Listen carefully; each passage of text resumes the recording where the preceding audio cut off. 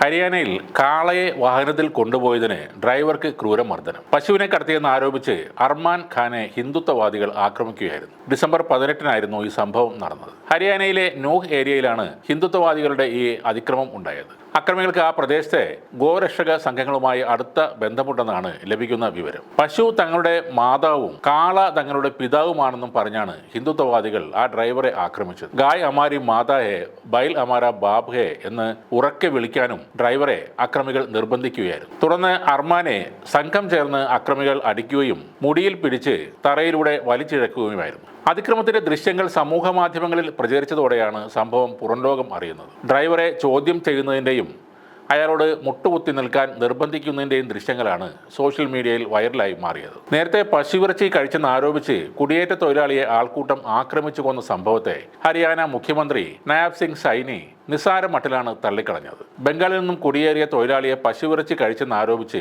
ആൾക്കൂട്ടം അടിച്ചു കൊല്ലുകയായിരുന്നു. എന്നാൽ ഈ സംഭവത്തിൽ ഇത് ആൾക്കൂട്ട കൊലപാതകം അല്ലെന്നും ഹരിയാന അസംബ്ലി കർശനമായ പശു സംരക്ഷണ നിയമങ്ങൾ നടപ്പിലാക്കിയിട്ടുണ്ടെന്നുമാണ് സൈനി പറഞ്ഞത്. ഇത്തരം നിയമങ്ങൾ ഉള്ളതിനാൽ ഇത് ഒരു ആൾക്കൂട്ട കൊലപാതകമായി കണക്കാക്കാൻ പറ്റില്ല എന്നായിരുന്നു സൈനിയുടെ വാദം. Centre for the study of organised hate പുറത്തുവിട്ട റിപ്പോർട്ട് അനുസരിച്ച് ഇന്ത്യയിൽ ന്യൂനപക്ഷങ്ങളെ ലക്ഷ്യമിട്ടുള്ള ആക്രമണം ദിനം പ്രതി വർദ്ധിച്ചുകൊണ്ടിരിക്കുകയാണ്. ഗോ സംരക്ഷണത്തിന്റെ പേരിൽ രാജ്യത്ത് വ്യാപകമായി കുറ്റകൃത്യങ്ങൾ നടക്കുന്നതായും ആ റിപ്പോർട്ടിൽ ചൂണ്ടിക്കാട്ടിയിരുന്നു. 95% BJP ഭരിക്കുന്ന സംസ്ഥാനങ്ങളിലാണ് ഇത്തരത്തിലുള്ള കുറ്റകൃത്യങ്ങൾ രേഖപ്പെടുത്തുന്നത്. അടുത്തിടെ അസമിൽ മുഖ്യമന്ത്രി ഹിമന്ത ബിശ്വ ശർമ്മ സമ്പൂർണ്ണമായി ബീഫ് നിരോധിച്ചിരുന്നു. റെസ്റ്റോറന്റുകളിലും ഹോട്ടലുകളിലും പൊതുസ്ഥലങ്ങളിലും പൊതുപരിപാടികളിലും ബീഫ് വിളമ്പുന്നതും കഴിക്കുന്നതും നിരോധിച്ചായിരുന്നു ആ തീരുമാനം. 2021 അസം കന്നുകാലി സംരക്ഷണ നിയമപ്രകാരം ഹിന്ദു, ജൈന, സിഖ് എന്നീ മതങ്ങളുടെ പുണ്യസ്ഥലങ്ങൾക്കും ക്ഷേത്രങ്ങൾക്കും സമീപത്തായി പശുക്കളെ കശാപ്പു ചെയ്യുന്നതും ബീഫ് വിൽക്കുന്നതും നിരോധിക്കപ്പെട്ടിരുന്നു.